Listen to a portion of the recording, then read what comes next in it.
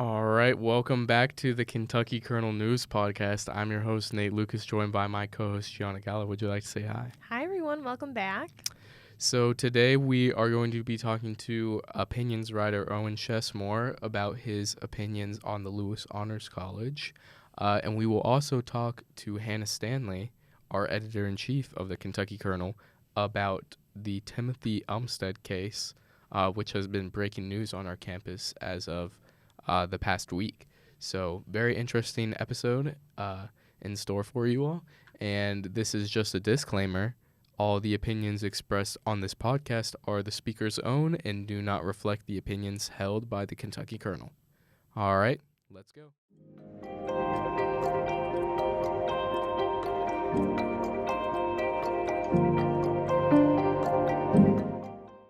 So we welcome on another guest to the podcast from the Kentucky Kernel staff. Would you like to introduce yourself real quick? Yes, thank you for having me. My name's Owen. I write opinions articles for the Kentucky Kernel. Yeah, that's perfect. And we're glad to have you on today. Thank you for taking the time out of your day. So I think I'd like to start with your most recent article about the honors pathway. So when you decided to come to Kentucky, did you choose to go into honors? Was that a big part of it for you? Yeah, so I actually didn't apply initially to honors. So I was in my freshman year. I heard about the honors program later on, and then I was like, okay, cool, because I wanted to be academically challenged. And also, I was like, it was about the resume at that point. I was like, I want to do everything I can at this moment. So I found out about that, and it was like a super quick, easy like essay I had to submit, and just some like general questions about myself. And so I was like, this is great. And I felt like honors was a nice thing that kind of just set students apart in a way that they wanted to pursue more in college. And so I thought, since that was something I wanted to do, that'd be a great opportunity for me. So yeah, that's when I joined later freshman year. So yeah. Okay, awesome. And then do you have any close friends from honors and stuff like that? Yeah, so I have a few friends who have met through honors and friends who joined honors as well. And that's been super great because it is a close-knit kind of community. Because I was in the honors, it's a new name now, but it was like the community of scholars where some honors people were. It was like an LOP. Mm-hmm. And then I have some friends who are in honors who do like leadership positions, which is really cool. So I do know some of the people in there, which has been nice to kind of make those connections and stuff. Mm-hmm. What is the biggest difference you see in Lewis Honors College to like regular students, like your friends, versus academic-wise or classes-wise? Yeah, that's a good question. I would say mostly students who tend to join honors are obviously more motivated because you're taking on all that extra work. So very like determined students, which is very nice if that's your personality you want to pursue more in college, to be surrounded by like-minded people, I think is really nice.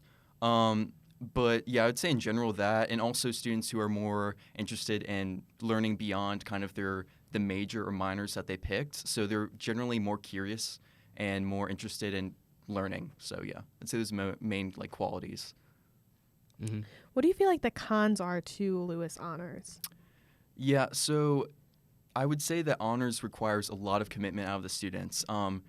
For me, it was 21 credits of honors that I have to fulfill. And as someone who has to do a major and 2 minors as well that I want to do, that's a lot to take on additionally.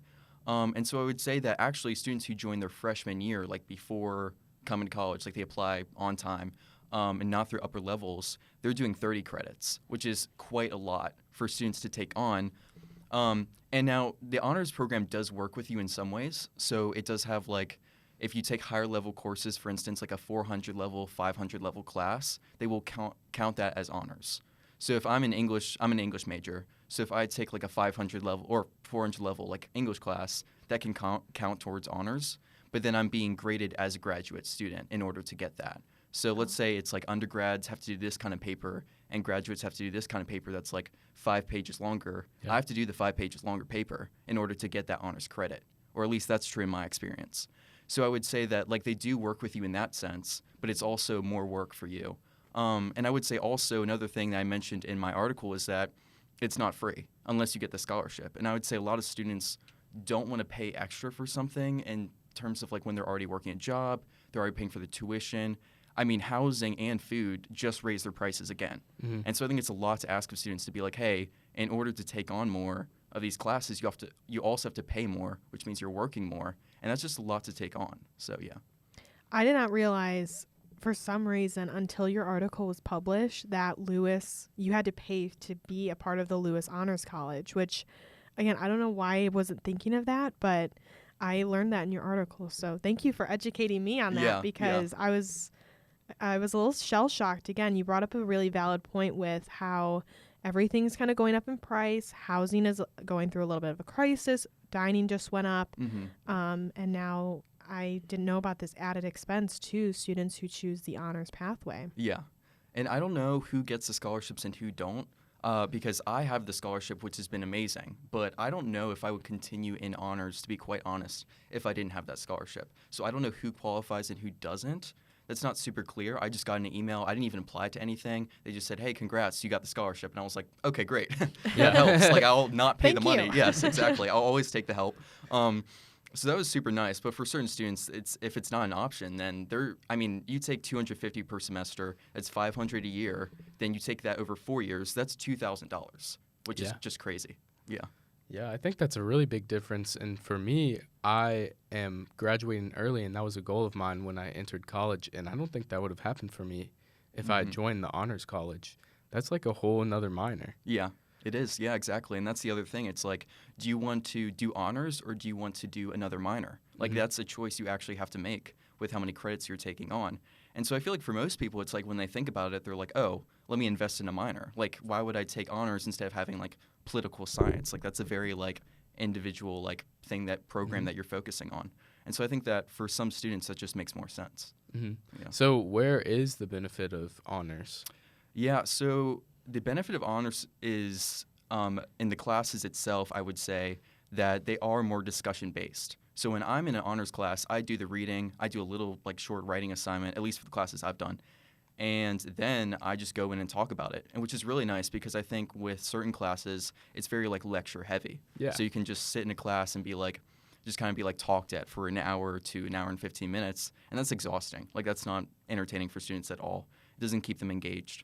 And so I'd say that mainly it's building relationships with classmates, your professor, because it's a smaller classroom. And so you do get those dynamics that are really nice.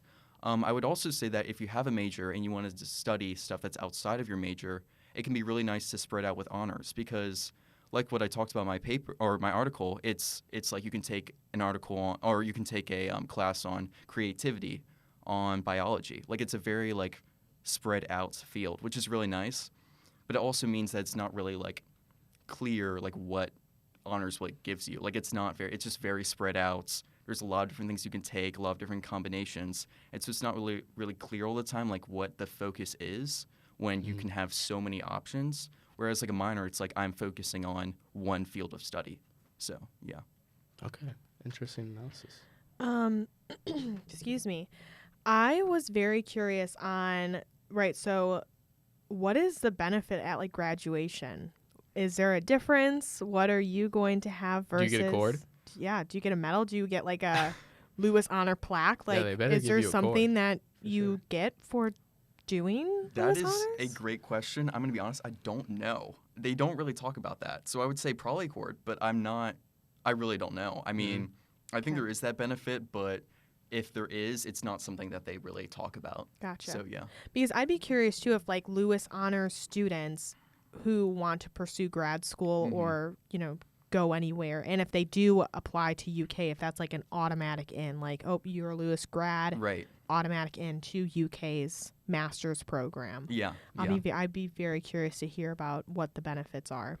I agree, because at the end of the article, that was something I was thinking about. I didn't really answer, but I was like, how much does it really set apart students to be in honors anymore? And that's not something that's totally clear, because they talk about, people in honors, they take on these extra classes, but it's like, okay, what if I double majored or double minored? You know what I'm saying? Like, isn't that the same, if not more, level of engagement from a student versus, just one major and just being in honors? So that's stuff you're weighing out.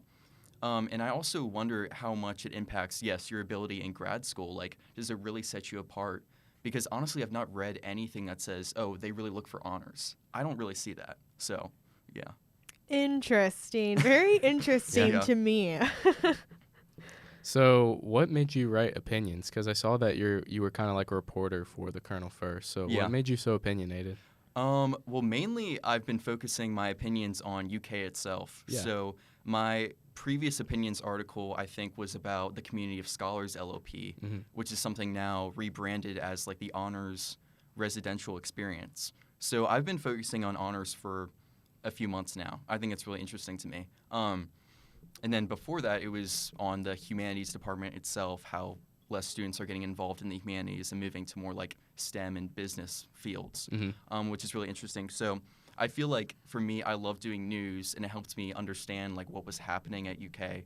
But then I think opinions was more like there's problems here in the education field that I don't think are getting addressed by UK or worked on. And so I think that's really what I focus on, what got me into it. I love Yeah. that. That's awesome. Yeah. Yeah, and do you have a passion for that because you're an English major? Yeah, so I actually plan on being a teacher. So this is Okay. super interesting to me. I plan on going either teaching high school or being in a college setting. I'm not really sure yet, but it's definitely interesting, like from a perspective of someone who wants to be a teacher, to see how like these kind of things impact students, and especially when students are just so busy. And it's like, are these things really paying off for students, the commitment that they put in?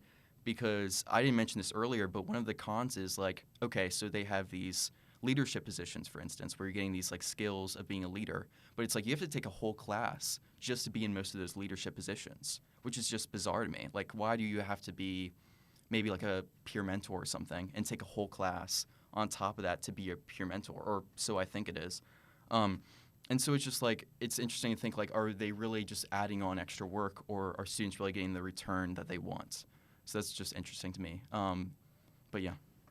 Yeah, that's really cool. So do you think that you'll end up being like administrative in education as well, so that you can fix these problems?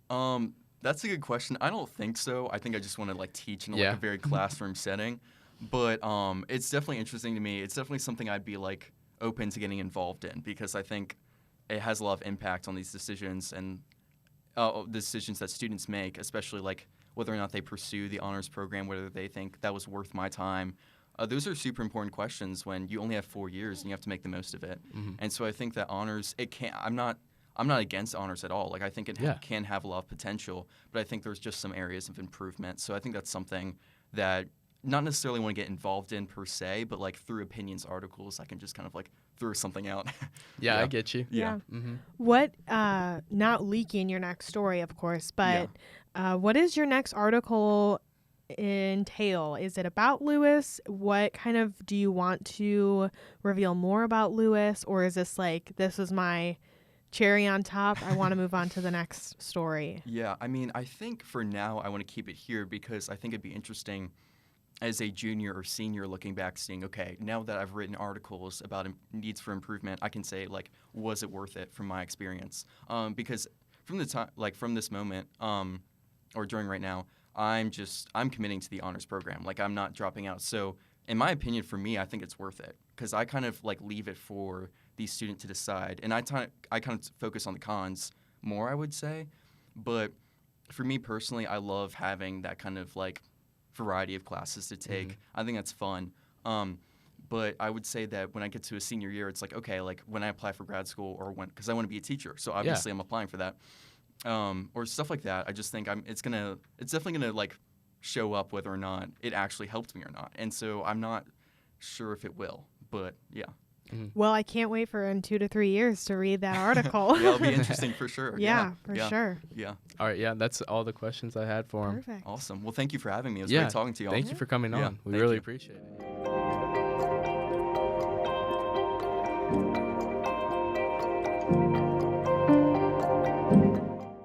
On another guest, would you like to introduce yourself real quick? Hey everyone, it's Hannah Stanley again, the Kentucky Kernel Editor-in-Chief. All right, Hannah, so can you give us a breakdown of what's been happening on campus this past week?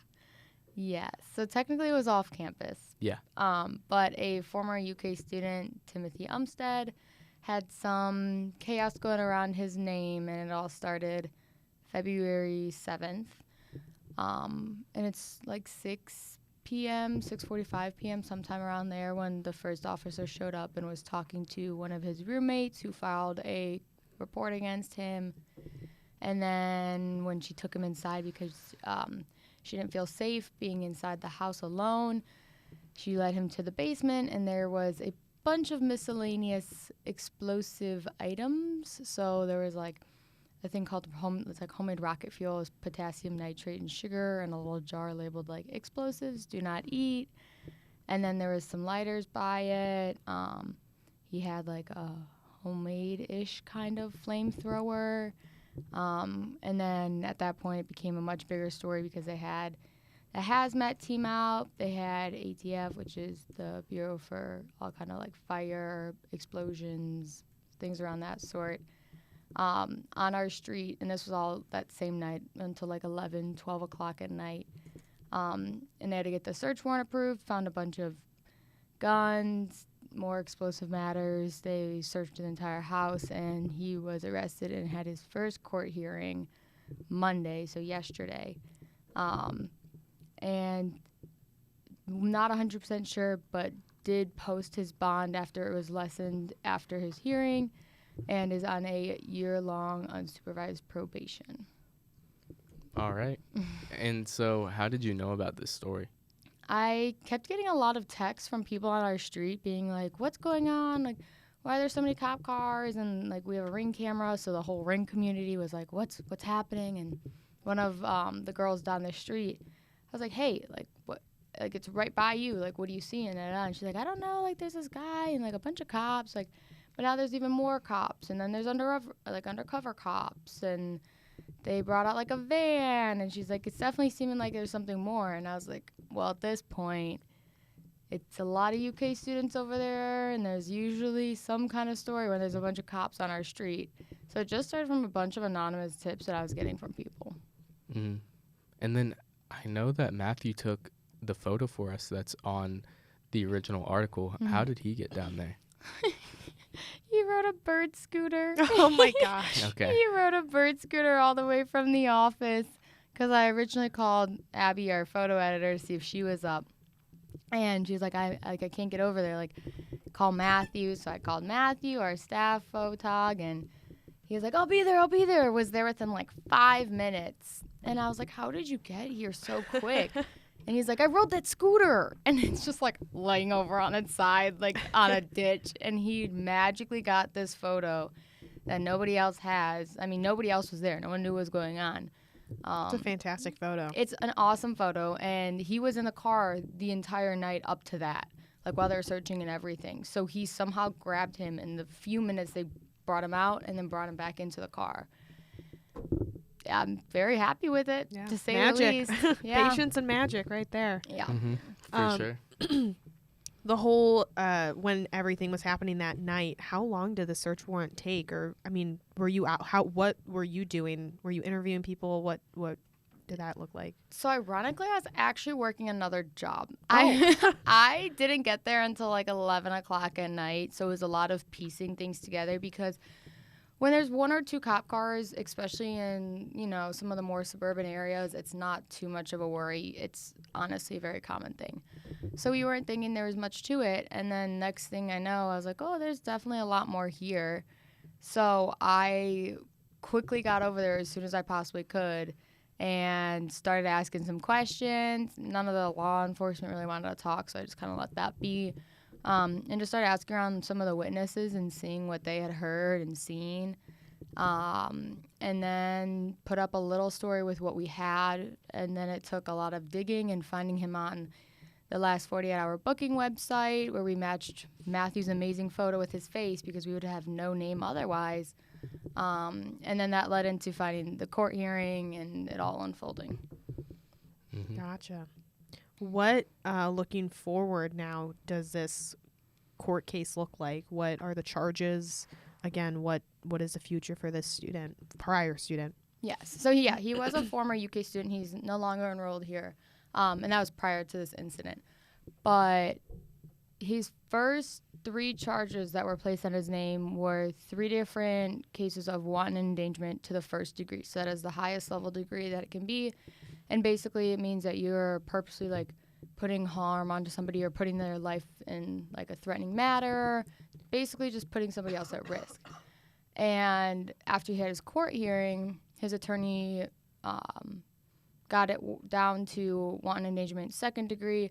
So instead of being at a felony charge, it's now at misdemeanor charges. And those will still be on his record. He has the unsupervised probation. He paid, it was a $3,000 bond instead of $10,000, which was the original one set. But moving forward, he was supposed to have a second hearing, his arraignment, on the 26th, whatever, not this Monday, but the next Monday is. Yeah. But it's no longer on the court's website. So usually when that happens, it means the case is closed, and basically they wipe their hands with it until that year-long comes around, or if he breaks that probation somehow. But there's not much else. There wasn't very many people who covered this story. I mean, I was the first one and the only one for a few days. So there's very limited information on the situation unless he wants to speak up or one of the roommates. How many roommates does he live with?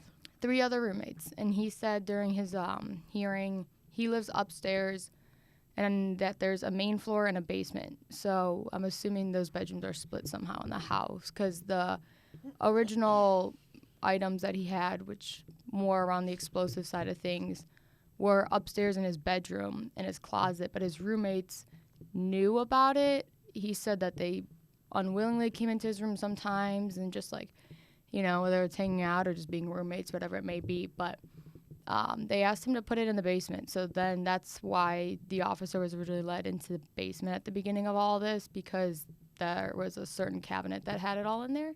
But he also did have, like, a handgun in his room. He had a shotgun in the car, maybe another shotgun in the house. And then some of the miscellaneous explosives and some little magazines for the guns. Do you need a conceal and carry in Kentucky? Yes. So it's kind of an interesting situation with, if you're an in-state and you're, like, lived in Kentucky, you've been a resident your whole life, it's a lot easier to get a gun within the state. I mean, it's the same as some other states. Like, I'm from Illinois. You know, I just have to get a FOID card and I'm done. But he's an out-of-state student. He's from West Virginia. I don't know if he permanently lives here or how long he's lived here. So I don't know anything else. They didn't specify in any of the records if his name was on the guns, if it was through, like, a family member, if they were legally registered or not. But it wasn't included. So I can't really further a story there if it wasn't there. And I'm not really sure the proper steps to get into that anyways. So, court. So, what's that experience like? This one was a bit different. I've been to a handful of hearings. Like, usually it's pretty quick of, he was set at 8:30, but he's not alone. So there's 10 to 15 people who usually run at that time, because it's just separated between this circuit court, district court, and then if it's a criminal or civil case, and his is a civil case, because it just depends on the certain degrees that you're being charged with. So this one, I got there at like 8 as soon as they opened, sat around till 8:30. They started a little bit late, and then you just have to wait. Like, they just run through people, and they're like, bring out this person, bring out this person. It can be anyone who has a traffic ticket to someone who's facing 3 cases of wanton endangerment. But after they run through some of the people who are just sitting in the bench, and then they shift over to some of those who are being incarcerated, and that was Timothy in this situation. So they'll say, okay, bring out, like, Umstead, like, who's next? Because he was, if I have it correct, he was with a state-appointed attorney. So she just runs through whoever she has.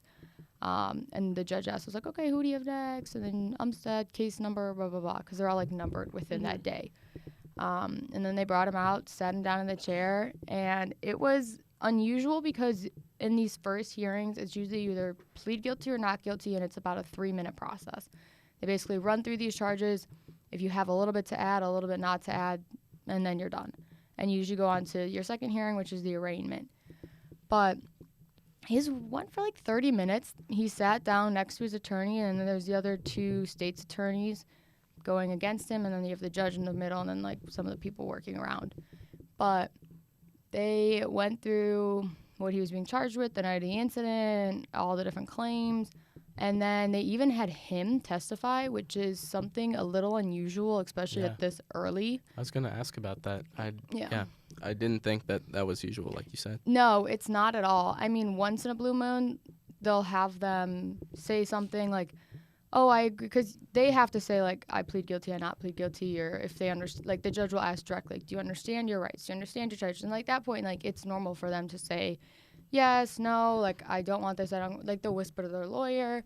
But his attorney had him swear in, and he went over the different claims that were being addressed. The judge asked what he was doing with these specific items, if he lived with other people, and then they had a bit of a conversation with it. And then his attorney asked for it to be dropped from first degree to second degree, which the judge said, yes, like, we'll drop that there. It took a little bit of, like, bickering back and forth, which is usual. And then it just went into how many charges. It was going to be 3 or 1, and the judge said, no, it's still going to be 3, but just dropped down to the misdemeanor level. And then they wrapped it up. But they even had the police officer. So also, depending on the severity of the case, the officer needs to be in court, and then it depends if they go up and read the report or, like, how severe it was. And that officer couldn't actually be there. So the lieutenant of the police department was actually speaking on behalf and read the report. And then that opened it up to all the questioning and the furthering of the story. And then after that, he just walked back into the secured room, and that was the end of the hearing. And then I had to wait 3 hours till I got the proper documents because it took way longer than it usually does. Lovely. Yeah. Well, all right. I think that's the end of my questions. Yeah, agreed. Just thank you for the update on all that has been happening. Yeah, if more is coming, I'll let you know, but I'm going to have to do some digging. All right. Well, thank you so much for coming on and taking the time.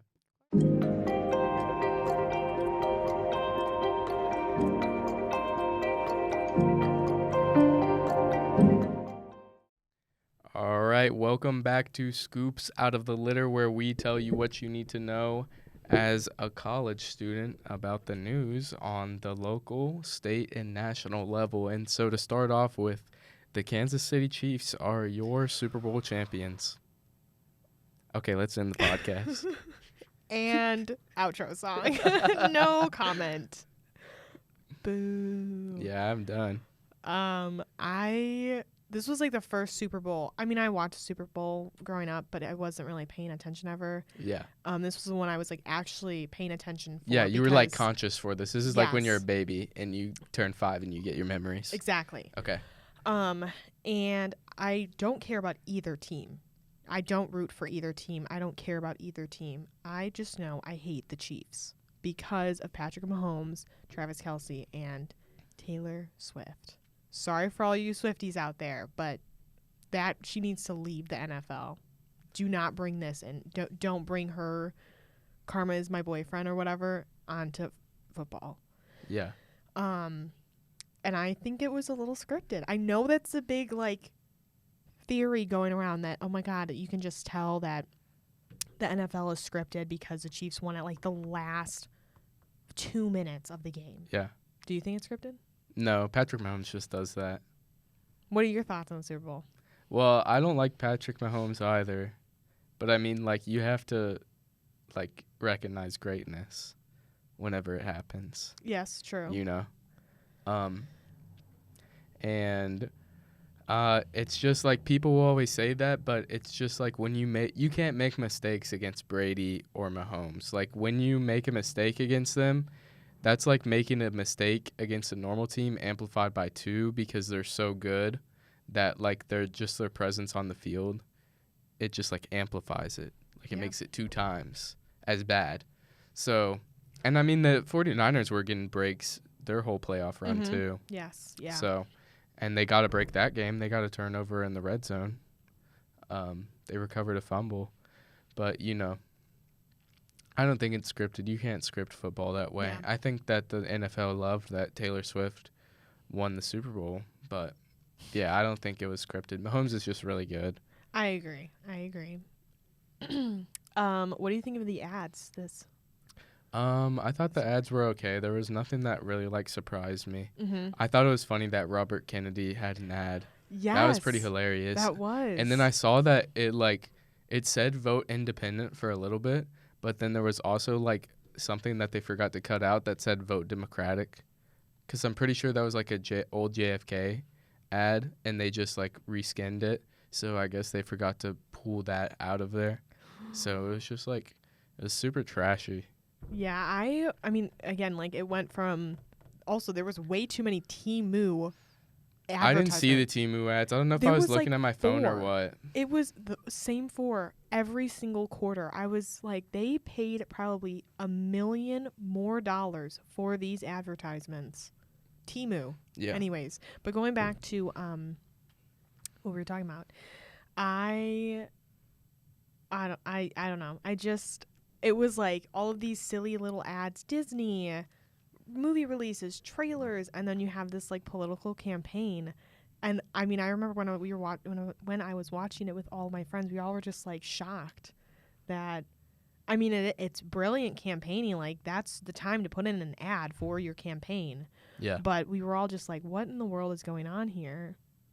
It's a Super Bowl, and now it's a vote for Kennedy jingle. I didn't even realize the Democratic Party thing though. Yeah. I also read on AP News that it was funded by the largest donor to the Trump campaign. So I'm pretty sure it was just to breed, what's it called? Like just confusion, I guess, just to stir independent voters away from the Democratic Party so that the vote splits and Trump can win with a majority. Because, Republicans can't win with they have to win with the Electoral College. They can't win the popular vote. They haven't won in like the past 20-something years. Right. So they got to do some tricky stuff, like get a random independent. Yeah. The real question is, did you watch the Puppy Bowl? No. Nate. I almost put it on a couple times, but I didn't watch it. Come on, Team Rough or Team Fluff? Come on. R.I.P. Sweet Pea. I know. Don't bring it up. I'm gonna start crying. So sad. That dog looks so dirt. we didn't even talk about the halftime show. Yeah, I liked the end of it. The beginning was pretty rough, but then the end of it was really good. I felt he should have played Daddy's Home too. I didn't to start off. He goes, Daddy's Home. Oh, I thought he was gonna go like, oh my god. Yeah, that would have been hard. Like too. that would have been so good. His entrance was not that good. No. But yeah, when he got on roller skates, that was crazy. That was cool. And then he took off his shirt, and everybody was like, "Oh my god." Yes. And then he brought out a bunch of people who helped him do his songs. That was cool. The Alicia Keys. Yeah, as soon as Alicia Keys came out, that's when it started getting good. Yeah. That was a lot though. That was a lot. Yeah. I was like, Usher, you better watch yourself. Usher's gonna ush. He's got a crush. He's just ushing. He's just ushing. I thought the audio didn't really do him justice because when he kept switching mics, because he did a handheld, then he did like the old.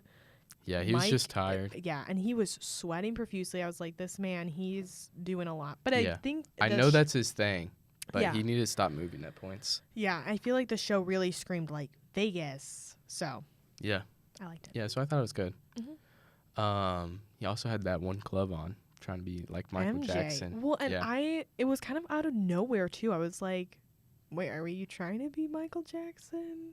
Michael Jackson has the coolest entrance. Have you ever seen it? I've never seen it. I really should watch it. I'm pretty sure he like appears on one side of the stadium and then it's like magic and he like pops up at another part like super quickly. Oh wow. Or maybe he just like pops up in general, like out of smoke and I'll stuff. have to watch it now. And then he literally just goes like tips his hat. Yeah, his iconic and like move. his pose.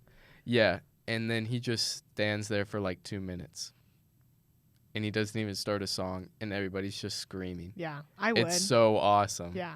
It's so sick. sick. What do you feel like was the last good halftime? Katy Perry. Stop it. I was going to say that. That's the best one. Yes. Yeah, that's the best one of our generation. Yes. Mm-hmm. She's Hands awesome. down. Yeah, Hands down. they just need like another pop star. Like, I'm glad that they've gotten with all these black artists because they deserve their chance to perform. And I'm sure a lot of people would tell you Beyonce was really great. I'm not a huge Beyonce fan, and a lot of people I know really liked Rihanna's. Yes. But and I thought Rihanna was really I thought good too. again, and she was pregnant, so like you yeah, gotta give her a yeah, little bit so more that was grace. awesome. But yeah. I think that like just a pure pop star like that is super awesome. Yeah. Well, and they did really good. Like if we Katy- saw like Dua Lipa, maybe, and of course Taylor. I don't think they feel would like do she really would good. ever do one though. Do you think Taylor Swift would ever do a halftime? I think she's closer to it now. I agree. But I think both of those artists would do a really good job. I agree. Mm-hmm. Yeah, I remember not Taylor. Oh my gosh. Katy Perry, when she brought out the big lion, I remember growing up watching that and I was like, oh, she did it again. Katy is queen. I love her. She is my idol. But I definitely like the last couple Super Bowls when they brought out like Snoop Dogg, Dr. Dre. That was super 90s and I loved it. Yeah, that was cool. I like that too. I feel like they'll just end up doing something random though. Like they'll get Miley Cyrus. Yeah. I'll be very interested to see what this upcoming Super Bowl will be. Mm-hmm. Yeah, because I mean they don't get paid for it, so it's always like a weird artist or an artist that you don't think of. I guess. Right. I feel like it's been that way. Okay, let's get to our state story. What were you gonna talk about? In Fayette, the Fayette Mall, a Oh car yeah, somebody drove- crashed into the Fayette Yeah. Mall. Yeah, I was just there that morning That's too. a story. That's a story. I don't know if that happened late at night or in the morning. It was in the evening because I went to Fayette Mall in the morning, and everything was fine. And then I literally got the notification on my phone, and I was like, "Oh, I was just there. I was literally just walking around there." But they did remove the car. I don't believe there's any injuries or anything like that. So, just be aware at Fayette Mall. Yeah, be aware it has a car magnet in there, and it's pulling cars into the front of the building. It's really dangerous. Okay, let's get to our local story. Our local story is that our Valentine's issue is out for the Kentucky Kernel, so go and read that, and all the stories are going to be up on our website in the coming days.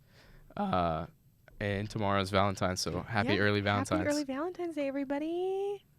Or Galentine's, however you're celebrating. Yeah, and that's pretty much it. Yeah.